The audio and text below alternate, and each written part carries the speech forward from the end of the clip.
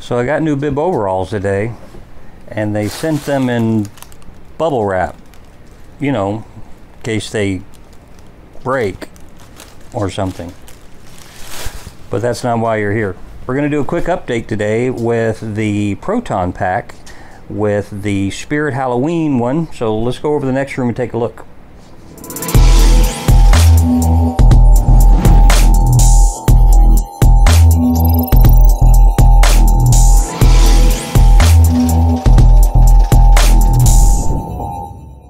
Okay, so the Ghostbusters Proton Pack, Spirit Halloween.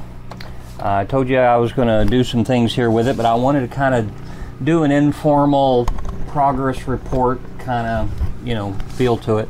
So what I have done is the Spirit Halloween is a much more affordable option than obviously the Hasbro. Which, you know, if I had known, I probably would have grabbed one, but I didn't know, so I didn't get one, and I'm not really feeling like spending $1,000+ to get a hold of one. But I've seen some guys do some really impressive stuff with this, and you know, I get it that it's, you know, 75%, you know, size or whatever, but I'm a 75% size guy, so it kind of works out. So in that particular sense, I've already done a few things to it, but I want to show you, you know, I'm going to tell you right now, this may upset some fans out there. I'm not doing screen accurate at all. Well, I mean, it'll look something like, you know, when you see it, you go, oh, Ghostbusters, but you're not, it's not going to be screen accurate. I've already ordered some stuff that came in. I'm going to be looking at that today. Etsy has quite a few vendors. eBay has quite a few vendors. It's kind of hard to get advice on it, and you know, I've had a couple of, you know, the Spirit Halloween chat groups and so forth, just downright rude. You know, you ask them simple questions and they're like, you know, I'm asking for proprietary information or something. It's like, give me a break, man. All right, so the first thing I did is, of course, I showed you the other day I had ordered another Spangler wand. And with that, I wanted to get rid of this thing that comes with the Spirit Halloween pack. Now, there's some folks out there that are doing some really cool stuff with this. They're, you know, replacing the switch pack. They're, you know, drilling this out or dremeling this out and putting, you know, they're doing all of that. And by the time they get done doing that and painting it and everything else, they've got $150, $160 tied up in one of these things. By the time you put that piece on there and it's scaled down, and well, guess what? The Spangler wand is 130 or something. So I mean, it didn't make sense to go through that much trouble for something this small to do that. So a lot of people are doing just that. So they're hooking up their Spangler to it, and then of course I've already kind of modified this a little bit. But with this, let me get back over here. Come here, you. All right, so this little piece at the back where the hose connects isn't on the older versions. It is almost like a clamp. Let me show you here. The clamp here, and it's the same kind of clamp that, quite frankly, you could pick up at a hardware store. So that clamp actually worked pretty good for sliding the Spirit Halloween hose onto the adapter that came with the Spangler wand from Hasbro. So it, you know, I was thinking I was going to have to get me an adapter. It, you know, just a small little slit, slid it up on there, good to go. The other thing I did, and I'm going to make a video here in the coming weeks about this, but there's a special way that you have to pull this apart. You have to drill out some holes and stuff, and I'm not going to show you that. There's a couple videos already on YouTube for that. But once you get this apart, you're going to be really disappointed with just how accessible stuff really is inside, because they added glue on top of the screws, making it near impossible without cutting it to pieces. And that's what I had to do for the next mod. What I did so far is I had taken the speaker and run wires from the speaker down the hose into a connector. Now you can get these little connectors right here on eBay. They're really cheap, and you don't need them to be super durable because it's, you know, you're going to be like me, once you get it set up, you're not going to be taking it on and off, on and off, on and off. It's pretty much going to become a part of the unit. And so this still works and functions just like before with the video. And it still has speaker that plays out here, and when you hook it up, now it plays on here and in here. So let's go to the next little thing that I have done so far. So like I said, I've gone in and I wired in or soldered in wires that come down the tube and into here. And then let me slide the camera up here. Bear with the shaking here. I'll just want to get it good and close for you. So where that comes into this little unit down here at the bottom, there's a speaker right here. This speaker goes into obviously the whole thing, where it had several wires that went back up to the wand. The wand itself has a light right there at the tip, you know, the little flashing light. And then it has a light that flashes right there. And then of course it had the on-off switch. That was it. So you had the wires that run those two LEDs, and then you had the on and off switch, which is, it uses the circuit board inside. So it's kind of, it's not like a momentary switch or a momentum switch or an on and off switch. It's, you push it once, it tells it to activate. You push it again, it tells it to turn off, which is cool. It would have been better if it was an on-off switch, personally speaking, but hey, you know, beggars can't be choosers. So it comes into this little speaker, which I have disconnected for the time being from the main unit. The reason being is that you can't run the lights in here without getting the expensive, you know, new board and everything, which I probably will eventually do.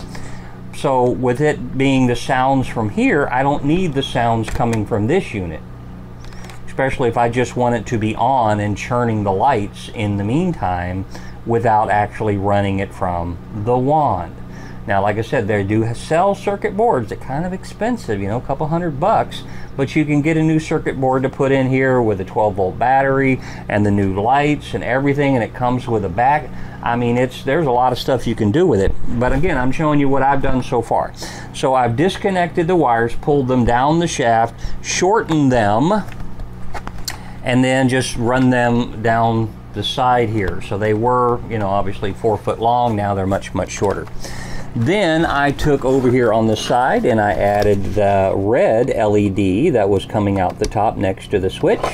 I replaced the switch with this one here, and then I added the white one that was at the nozzle in here underneath the hoses. If I can show you that. So that gives a little bit of an effect on the back of the pack. And then I added a couple of things, not many more, but I put a switch right here just for looks, and I put a switch right here for right now just for looks. This will do something here in the very near future. Some future stuff that I have in mind for this. I have another one of these I plan on getting. I'm just trying to decide whether I want to do a 701 or 331 or whatever for the valve. And then I'm going to put some speakers in here. And the speakers are either going to be a tube speaker, which is going to go in this area right here. There's a nice area right here for a tubular speaker, because this piece right here comes off. So I can drill some little holes in there with a grid screen, run the tubular speaker right up this channel, and be able to have, you know, a nice little Bluetooth speaker that would connect to the phone to play, you know, Ghostbusters soundtrack or something while I'm walking around. Haven't decided yet if that's totally what I'm going to do, because there's so much dead space right here. When I put my replacement back on, I'm also considering just mounting, you know, a couple of drivers, little 4-inch drivers with an amplifier to it, and then running that to, you know, an input on the side. You can get those things dirt cheap on Amazon all day long. I have 2 of them on my wheelchair that, I mean, crank out decent amount of sound. And then I have another unit, so I have a total of 6 drivers on my wheelchair for 300 watts worth of sound just coming out of my wheelchair. You can hear me all coming down the road for sure. I don't want to make this obviously that big or that loud, but having 2 4-inch drivers in here that are reinforced with a frame probably wouldn't be too bad. All right, so, and then there's another spot right here that, you know, you could probably put a round speaker right here. There's enough room right there for one of those 3-inch drivers to go right there. There's just a lot of room in the back that you can have fun with and make your own one. And I always do, excuse me, phase 1, phase 2, because the lessons that I learn with the stuff that I'm going to be doing to this, I'm going to turn around and do it again and do it better. So I've got to find one of these. I still have to decide on what I want to do with this. I have a new ribbon coming, and I have a new one of these pieces coming.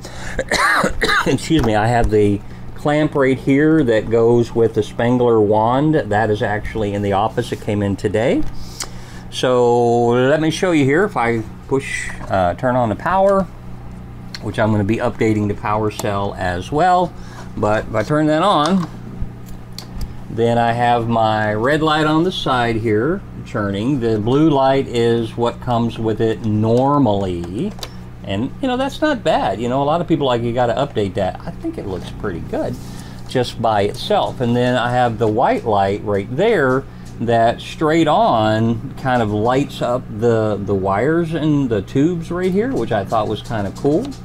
And then these lights down on the bottom, obviously, that's all comes from Spirit Halloween as well. They sell upgrade pieces for that, but you know, I don't know yet if I'm going to go that far into the electronics on it. I probably will, because I go overboard on everything. So it's just a matter of time versus money versus patience. The one thing that I haven't figured out yet that I'm probably will eventually update the electronics for is the Spirit Halloween pack times out. So you can't just walk around the fairgrounds or something with it on your back and have it operating like this, waiting in standby. It's going to time out on you, and yeah, I've got to constantly keep turning it on. That's one of the things I'm going to be looking into to see how I can make it just turn on and stay on until I tell it to turn off. I don't know yet how to do that. Like I said, I just started this project, but that's where I am. Got some things still left to do. Hopefully you like and share this. This is mostly for people that are already on the channel. I don't know there's going to be enough keywords to find anybody that's going to come on it, but I did find out some things along the way that's going to make it that already people had challenges with that seemed to go pretty easily for me. The one thing that I did, I'm not going to tear it apart in this video, but the wires that I ran through here, and when I take this apart I'll show you, but they came down through here, and then I drilled a hole all the way through this piece, and then I used my little connectors. Let me see if I can find those here real quick. What did I do with them? What did I do with them? What did I do with them? Here they are.